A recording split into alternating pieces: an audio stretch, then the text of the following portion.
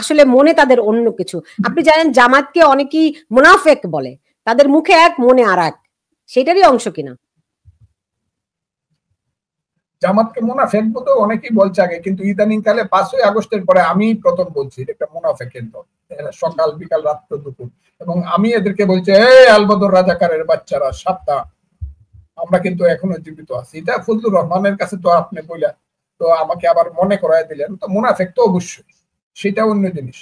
এবং তাদের রাজনীতির ভুল পাকিস্তান আমল থেকে শুরু হয়েছে। তারা পাকিস্তানকে সমর্থন করতে পারে নাই, পাকিস্তানের আন্দোলনকে সমর্থন করে নাই, তারা বাংলাদেশের মুক্তি সংগ্রামের স্বাধীনতা সংগ্রামকে সমর্থন করে নাই, মুক্তিযুদ্ধের শুধু বিরোধিতা করছে না, তারা ছিল সবচেয়ে বড় হত্যাকারী, জালিম, ফেরাও।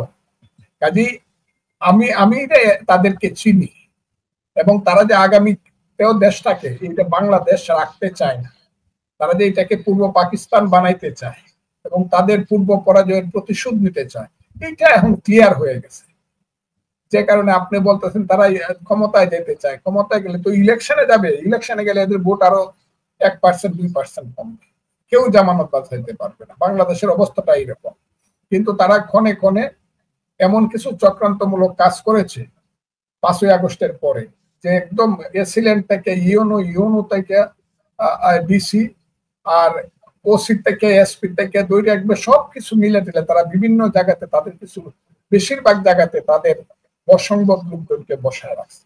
আর তাদের কাছে এত পয়সা পাতি আছে, এত কি বলবো, এটা অবৈধ টাকা, এদের টাকা কোত্থেকে আসলো? মোল্লা মুন্সিরের টাকা আসে কোত্থেকে? এটা প্রথমে জোগাড় করছে মুক্তিযুদ্ধের পরে গোলাম আজম সাহেব সহ যারা ওই বিদেশে গিয়ে বাংলাদেশের বিরুদ্ধে অপপ্রচার করছে যে বাংলাদেশ হিন্দুদের দ্বারা কবলিত হয়ে গেছে, এটা হিন্দুস্তান হয়ে গেছে। এরা ওই সৌদি আরব সব বিভিন্ন জায়গা থেকে টাকা উপার্জন করছে। সবকিছু মিলে টিলে তারা ওখান থেকে টাকা বিদেশের ভিক্ষার টাকা উপার্জন করছে, ধর্মের নামে টাকা উপার্জন করছে, বিদেশ থেকে সাহায্য আনছে, সেই সব টাকা নিজেদের ফান্ড করছে, ব্যাংক করছে, ইন্স্যুরেন্স কোম্পানি করছে, তারপরে হসপিটাল করছে, তারা হাউজিং ব্যবসা করছে। এইভাবে সমস্ত টাকাটাকে তারা কুক্ষিগত করিয়া এখন তারা হইল রাজনৈতিক দল হিসাবে তারা সবচেয়ে বড় টাকার খনি তাদের কাছে। কাজে টাকাগুলো ব্যবহার করেও কিছু ভোট টোট পাবে।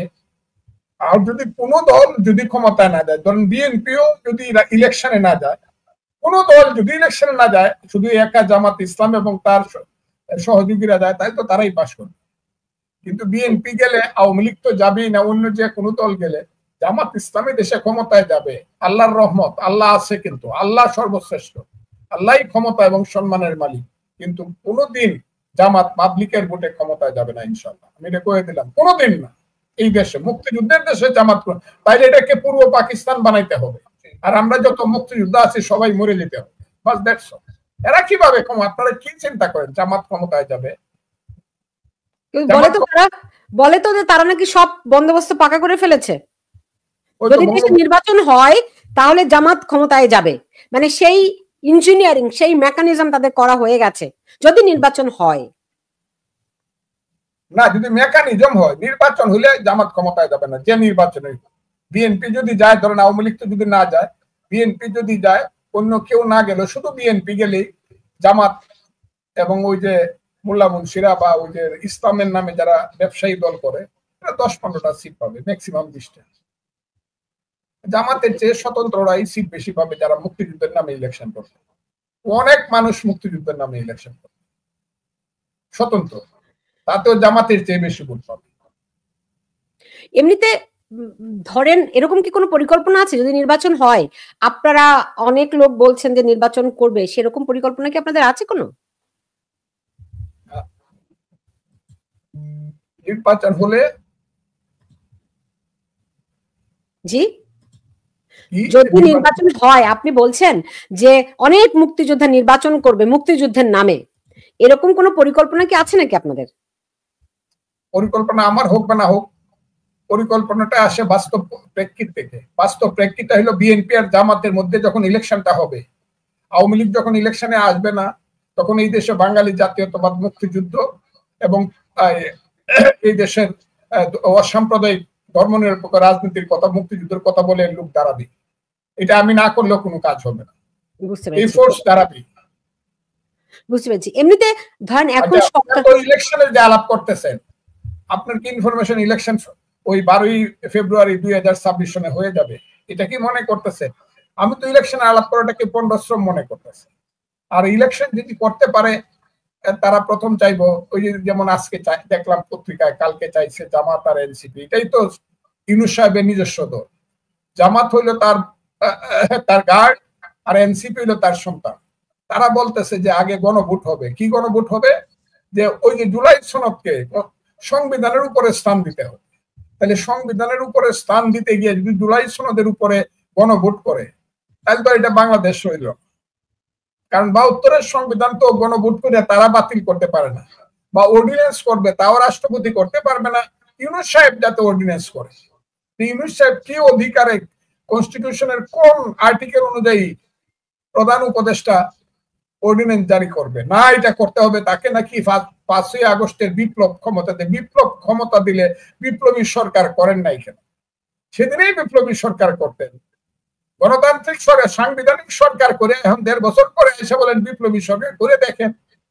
এর অর্থ হইলো এরা যে এইসব কথা বলতেছে, এইসব কথার মূল অর্থ হইলো দেশে যাতে ইলেকশন না হয়, ইউনূস সাহেবের নেতৃত্বে তারা দেশটাকে আরো লুটপাট করে খাইতে চায়, এবং বিদেশিদের কাছে, ষড়যন্ত্রের কাছে তারা দেশটাকে বন্ধক দিতে চায়, যে বন্ধক দেওয়া তারা অলরেডি শুরু করছে, এবং এই দেশটাকে বাংলাদেশ তারা রাখতে চায়। এ হলো ব্যাপার। জি, আপনি নিশ্চয়ই দেখেছেন যে দুজন উপদেষ্টাকে পদত্যাগ করতে বলেছিলেন ডক্টর ইউনূস, এরকম খবর পত্রপত্রিকায় বেরিয়েছে। তো উপদেষ্টাদের মধ্যে বিভিন্ন রকম অন্তর্দ্বন্দ্বের কথাও শোনা যাচ্ছে। তো এই সরকার কি খুবই চরম অস্থিরতার মধ্যে আছে বলে বোধ করছেন? আমি একটা কথা বলি, যারা উপদেষ্টা হয়েছে তাদের বিরুদ্ধে আমি কোনো কথা বলতে চাই না, কিন্তু কিছু কিছু উপদেষ্টা হয়েছে, এরা উপদেষ্টার ব্যাগ বওয়ার যোগ্যতা নাই। যে 2টা ছেলের কথা বললেন, এরা 1500 টাকার চাকরি পেলে এরা খুশি হইত। এখন কয় না, আইলরে ভাই কলির কাল, ছাগলের সাথে বাঘের গাল। ঘটনা প্রবাহে এরা একটা ওর মধ্য দিয়া মন্ত্রী হয়ে গেছে, যারা মন্ত্রীর পিয়ন হইতে পারত। এইসব ছেলেগুলা সচিবালয়ে ঢুকতে পারতো না, টিকিট পাওয়ার, সচিবালয়ের পারমিশন পাওয়ার যোগ্যতা ছিল না এইসব ছেলে পেলেদের। এরা এখন মন্ত্রী। এইসব কথা আমাকে জিজ্ঞাসা করার, মন্ত্রিত্ব ছাড়বে কেন? প্রয়োজনে জীবন দিয়ে হইলে মন্ত্রী থাকার চেষ্টা করবে। এরা আইন বুঝে না, আদালত বুঝে নাকি, নিয়ম বুঝে নাকি, রুল বুঝে, কিছুই বুঝে না। কাজেই এইসব ছেলে পেলে মন্ত্রিত্ব ছাড়বে কি ছাড়বে না, জনগণ যেদিন সারাইতে চায় সারাইয়া ফেলবে, এবং সেই দিন হলো কিয়ামতের সময় এসে যাবে। সব কিরকম? এরা কি মন্ত্রিত্ব ছাড়বো কি ছাড়বো না, ছাড়বে না। এরা করলে আবার জামাত আইসা করবো এদেরকে বাদ দিতে হইলে আরো 7 জনকে বাদ দেন। এইগুলা কই একটা পেস লাগায় রাখবো। আর ইউনূস সাহেব তো সেই খেলোয়াড়, যে খেলোয়াড় হইলো, আমি সবসময় বলি, হাকিম হইয়া হুকুম করো, পুলিশ হইয়া ধরো, সর্প হইয়া দংশন করো, উজা হয়ে যান। কাজে সেই খেলোয়াড়ের হাতে যখন খেলা আছে, সে তো চাবে যে এইসব পেস পোস্ট লাগাইয়া রাষ্ট্র ক্ষমতায় দীর্ঘ সময় থাকতে। আর ইলেকশন আগে চাইবো গণভোট। গণভোট হইলে ইলেকশনের দরকার কি? জাতীয় সংসদ ইলেকশনে যদিও আমি জানি বিএনপি কিছুতেই রাজি হবে না। আর বিএনপি যদি গণভোটে সাধারণ ইলেকশন নির্বাচনের আগে যদি রাজি হয় নভেম্বর ডিসেম্বরে, তাহলে বিএনপি, আমার মনে হয় না বিএনপি রাজি হবে। আর বিএনপি রাজি না হইলে তারা করতে পারবে, যদি করে আমার মনে হয় না। এটা দেখা যাক। অর্থাৎ ইউনূস সাহেব চক্রান্তমূলক ভাবে 26 সনের ফেব্রুয়ারি মাসের ইলেকশনটাকে ঢিলে করার জন্য এবং না করার জন্য এইসব বাহানা করতেছে, এইসব ছেলে পেলে এবং জামাতকে দিয়ে। এটা বাহানা। তো বিএনপি কি সেটা বুঝে? বিএনপি কি সেটা বুঝে? কে বিএনপি? বুঝে, একটু পরে বুঝে, কারণ বড় দল তো, একটু পরে বুঝে।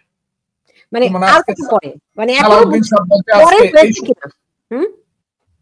সালাউদ্দিন সাহেব বলছে না যে আমরা মানি, এইসব মানবো না আমরা, ওই যে নির্বাচনের ব্যাপারে কিছু কথা বলতে পারে, এইসব আমরা মানি বলছে, কিন্তু খুব অন স্পট রিঅ্যাকশন দেখাইছে।